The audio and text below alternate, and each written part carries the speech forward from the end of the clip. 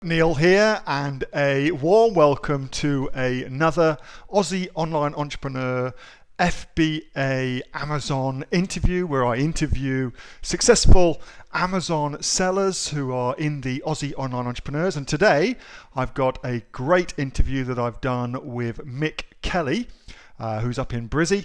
And Mick's a great bloke, really nice guy, as you'll see, very down to earth, and has been in the Aussie online entrepreneurs community for I think 7 or 8 months, and already is doing very well. Got his product launched, and as you'll see, has got some great insights into how to do that and how to do that successfully for yourself. So without further ado, enjoy the video, and I'll speak to you soon. Bye bye. Oh mate, that looks good. I'd like a side of myself. Yeah, All right, well look, shall we get into it and see how it goes? So first up, mate, thanks so much for joining me and for agreeing to let me interview you and find out a little bit more about your background and how you got started in e-commerce and what it is that's led you here, etc. And a huge thank you for that, mate. So yeah, no, you're welcome. No worries. So why don't you tell us a little bit about a potted history of Mr. Mick Kelly? What have you sort of been doing? Give us a bit of a background on you. Well, I grew up on the Sunshine Coast. So at least my teenage years. Yeah. So yeah, grew up surfing every day, Nice. and which was pretty good as a school kid. Lived literally like on the beach. You would just run over a sand dune, and there was the water. So it's a pretty good way to grow up as a teenager. Yes, hell yeah. So yeah, that was pretty cool. And I think I came back to Brisbane when I was probably 18 for work. Wasn't. Funnily enough, I wanted to be a chef when I left school, and I couldn't really find work. And then I was like maybe tossing up between being a mechanic, and my brother's was an electrician. My dad was an originally electrician, although he kind of got out of that and into something else. So I ended up, I got offered a job with where my brother worked, and so that took me to Brisbane. Like, he finished his trade, and then I came on as an apprentice. So it was sort of one of those things I kind of just fell into, like I'd been working at the local, like, Big W kind of, it was a job I had at school, basically the weekend job at school that became full time, and I knew in my head that it was pretty much it wasn't a lifestyle, it wasn't a life. So got a trade. And what were you like at school, Mick? Were you pretty studious at school? Bit of a larrikin at school? Like, what were you like? So I wasn't a larrikin. I did pretty good at school, but I always had in my head I didn't want to go to university. I don't know why. It's not that I hated school. I just think I just didn't want to study anymore. I didn't want to. And in fact, like, no one in my family's really been to university. Dad never went. My brother never went. And like he absolutely failed at school, but he now, like, he probably earns twice what I do. Sure. and he, again, like, he's not an electrician now either. He works for like the third largest telco in Australia. And like, he's a self-taught computer programmer. Oh, good for him. It's just one of those guys, like, he used to have those electronics kits when we were growing up as teenagers, and he'd just make everything. Like, he was a circuit board kind of nut,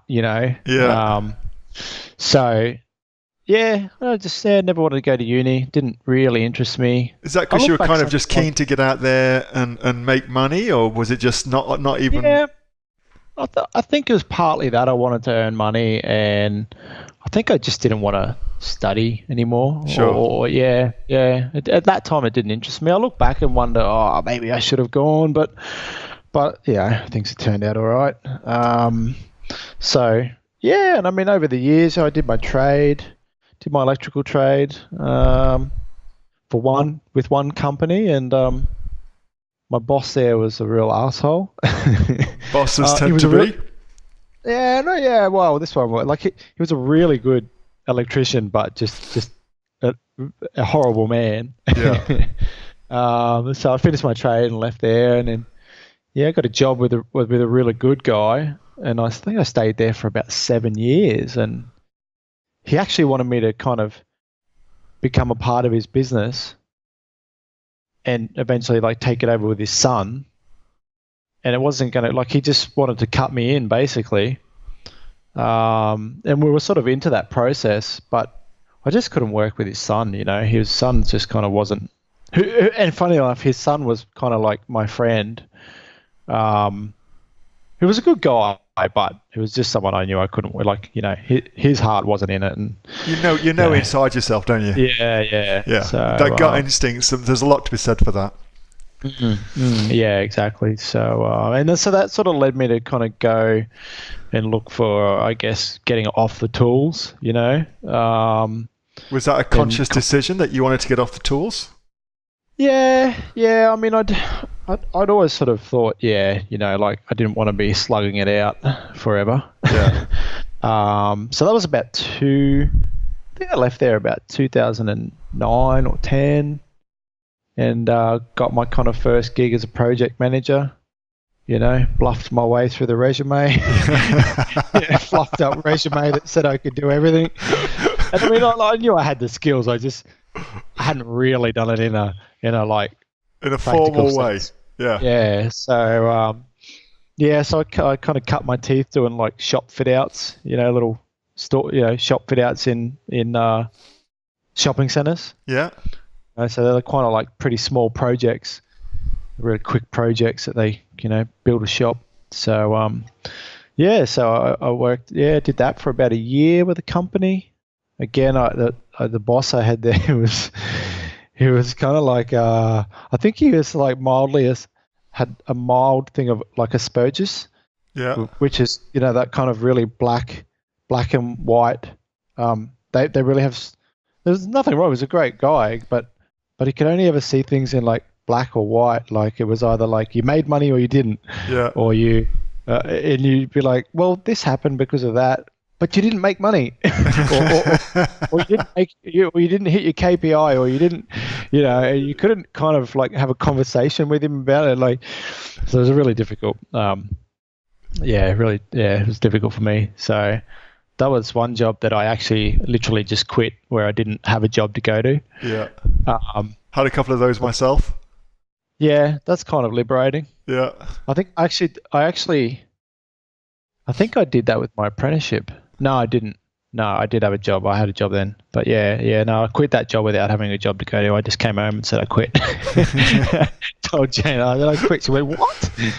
Mick, what do you reckon it was then that gave you the sort of like going from being an employee to being your own boss is usually either a kind of overnight kind of snap decision, or it's something which kind of festers inside you and you slowly bring yourself around to it. What was it for you? Well, I mean, I have run my own electrical business as well. Like after that job, I did some fly in, fly out, and then I started my own business with my brother who developed a product. And I don't know, like for a long time when I grew up, I kind of said I didn't want to run a business because I think in my head I didn't really know anyone who'd done it, and Sure. and it seemed very complex and responsibilities and things like that. But I mean, I think it's a pretty rewarding process, and I think I guess it allows you an element of control. Yeah. Over what you're doing. I mean, I guess with that control comes a lot of other, I guess, things you've got to deal with, Sure. like responsibilities, and especially once you start employing people, making sure work continues to come in. At least if you're talking about like a bricks and mortar type of business, anyway. Yes, definitely. It's a little bit different, I guess. In what probably appealed to me with getting into this business of online retail is because I was working full time again. I really wanted a business that I could start with low capital, you know, not no capital, but very low capital.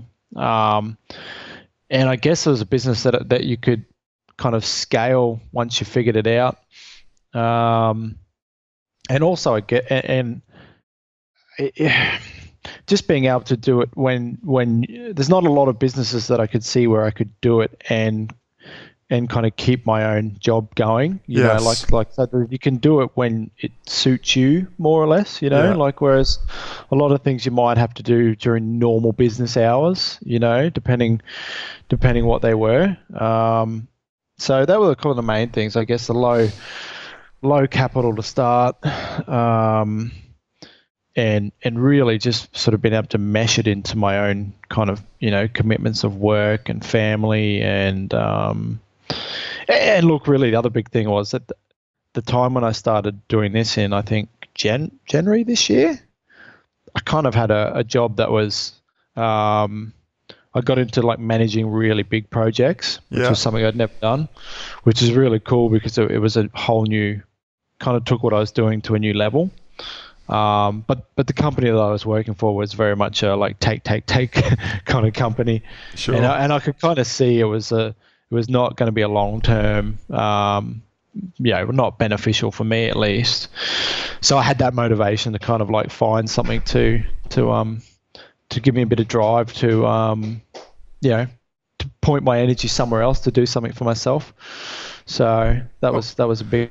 I mean, what made you decide on Amazon as your place to sell then? What was that? What was the thinking behind that? That's a good question. Look, there was a kind of newsletter type thing that I subscribed to some time ago. It's like a wealth building kind of newsletter, and it often put out different little ideas of starting businesses. Yeah. And at some point, one of them was, you know, building an online e-commerce type business, and at the time I never really thought a lot of it, and I didn't act on much of that at the time because I had a lot of other stuff going on. But then when I had a little bit of time at the start of this year, because my job sort of the hours curtailed, I just, that thought was in my head. Sure. And so I went back through it and found it, and you know, they actually had a link to a little kind of course to kind of teach you how to. I'm pretty sure that course was for Amazon, but it was literally like a PDF of, and it left me with more questions than things that it answered, and it ended up, it had like some money back guarantee or something, and I went, well, I'm just going to get my money back because this, you know, it wasn't like, it was just a really, really just basic, poorly done kind of, yeah. But it got me thinking, like, this is good. This is a good idea. I just need to find a better resource to, So, and then I honestly don't know how I stumbled across Raw Local. I can't remember. Got into the Aussie online entrepreneurs. Yeah, it's probably while I was Googling, you know, trying to find out something, you know, having read some material in this and thinking, oh, how do you do that? And I think that's sort of how it happened. Vaguely memory. It seems like a bit of a blur now. No doubt. Yeah. And so you kind of, you took it upon yourself to get started and educate yourself. What's that process been like from kind of taking yourself from not really understanding how to sell online to getting your product listing and getting up and running? What's that process been like? It's been a fairly steep learning curve. Yeah. Because I'd say, like, in terms of computer skills, I'm pretty good. I'm not really good on the tech side, but you know, generally I can bash my way through most things. Yeah. I'm really good at learning to use new programs and things like that.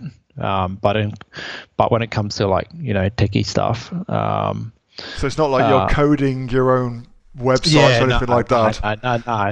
No. But look, more, I think one of the biggest things, I think there's a lot of information out there that makes it sound like it's very easy. Yes. And while it's probably not hard, you do have to put in hard work. Absolutely. Yeah, so I think that's probably one of the. I probably didn't go into it with any kind of like false pretenses that it was just going to be like a walk in the park, like where you could just spend an hour a week and the money would just roll in. Although I remember seeing not long ago there was something on Facebook, and I can't remember which coaching kind of educational Amazon thing it was, but it was like something like, $100,000 a month. I only work 10 hours. Yeah. And I was like, I don't know if that's true. Yeah, I don't think that's quite true. but that's kind of information that's out there, I guess. And yeah, it's marketing. Well, and the thing is that sort of marketing message will always find some people that it kind of resonates with, or that get rich quick kind of folks. But the thing I love about what we do at the Aussie Online Entrepreneurs is we tend to find people more like you, who kind of realize that if you want to build a business, you got to dig your heels in and do some work. Yeah, definitely. And I mean, there was never any kind of inclination from Aussie Online Entrepreneurs that it was just a kind of walk in the park or free ride. Definitely. So yeah, that's probably one thing. Like, and there's been a few spots along the way where I've kind of, gone, I'm over this. Like I think I burnt myself out a little bit. Yeah. Maybe 6 or 8 weeks ago, where I just had to step back a bit, and kind of realign everything and kind of just work out what I was doing and where I wanted to go. Yes. So, and I've sort of done that, and funnily enough, like I realized that while I kind of just took the foot off the accelerator, like nothing really changed with my product that was selling. Like, what do you mean when you say that? Explain what you mean. Well, I was kind of, working on, thinking, I've got to do this with social media and trying to build things there and trying to, just thinking of, I've got to do more to get it up the sales rank, and I've got to, and I think I was just overwhelming myself with all these things I had to do, and yes, and then also not probably spending enough time doing the things I like to do, and because obviously I work like 50 hours a week. Yeah. So I've probably got 2 to 3 hours a day to run my business. After I, come home, cook dinner, spend time with my family, put my kids to bed. So my time is generally from like 8 till 11 at night. Yeah. Which, and if I get up early enough in the morning, I can spend half an hour there or an hour, So did you find then that kind of taking your foot off the gas, so to speak, didn't really have an effect on your business? It just kind of carried on? Yeah, pretty much. That's awesome. Yeah. That's great. So it was it was just a little bit of an eye-opener of, maybe some of the things I was doing weren't really that necessary, or, that's great. Sometimes a case of like being busy to be busy. Yeah. So it just made me kind of step back and kind of look at, reassess the direction and what is important. Like, I mean, for this month, I'm probably on track to sell 100 units. That's awesome. Well done, mate. And funnily enough, I've not used any PPC this month because I just couldn't get a result that I was happy with basically it was costing me money to sell. Like, it was costing me more than my profit. Yes. Per unit. So I thought, what's the point? So I just turned it off, and then finally, this month I'm on track to sell more than any, the most so far. I'm not going to reveal, even though I know what you're selling, but let's not reveal what you're selling. Yeah. What would that mean to you in terms of revenue for the month? What would that mean for your revenue? If you did 100 units, what would that give you in revenue? So that's about revenue, total is about $2,400 a month. About how many? $2,400. $2,400. Okay, that's great. Yep. Yeah. That's awesome. So that's. Yeah. Oh, sorry. That's gross sales. Sorry. No, that's what I meant. And then how long has it? How long has it taken you to get to that point where you're at $2,400 a month? Like, what's that timeline been?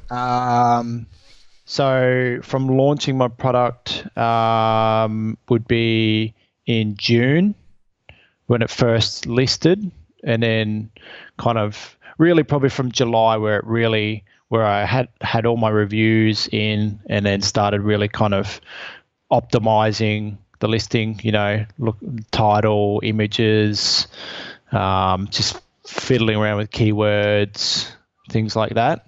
That's good. So what's that? Middle of September now, so 3 months, I guess. Yeah, 2.5 months. So, and then that's kind of got me thinking now, like, I probably want to be selling more than that a month, but that's still not bad. Yeah, absolutely. Yeah. Like that's still 3 a day or so on average is still okay. Yeah. And then, now I can maybe look at and think about starting to scale. Like, so, if you've got some sort of stability on one product that like if you can start to multiply that out to like 5 products or 10 products, and it's actually going to become like an income. That's right. Like a pretty good income. Yeah. And then maybe at that point is when I can actually look at how do I really boost them up. Yeah. Maybe that income can then actually let me work part-time potentially, where I can spend that extra time then figuring out how to get those 100 sales to 500 or yeah, that's great, mate. You know what I mean? So that's sort of where I'm kind of reassessing where I put the energy and the yeah. And is that kind of like, I know from checking out your Facebook profile, like you're a real family guy. I know that you absolutely adore your kids. Is that part and parcel of your overall goals for your business going forward so that to free up more of your time for that? Yeah, definitely. Yeah, definitely. That's pretty important to me. It's one of the main reasons that I want to do it, is to kind of time is probably my biggest. I don't have a huge inclination to live in a massive house or drive the latest fast car. I mean those things are cool, but yeah, I mean time for me is a like, yeah, I'd love to be able to get up in the morning and go, I'm going to go for a surf this morning on a Monday, or a Wednesday or a Friday. And go, I'm going to go to the beach and have a surf, and then come back. And I just don't get to do that, like being in the regular 9 to 5 world, so to speak. Yeah, absolutely. So that kind of thing, or or to like drop the kids to school or pick them up from school. So that's definitely like somewhere where I'd like to take it. Yeah, that's the ultimate goal. I think that's a fantastic goal, mate. And knowing what you know now about your own particular Amazon journey, what advice would you have for somebody who's sitting or listening or watching this and thinking to themselves, it sounds great, but I'm just not sure. I don't know what I'm going to do. What advice would you have to somebody who's kind of sitting there listening in? I would probably say you need to have that why.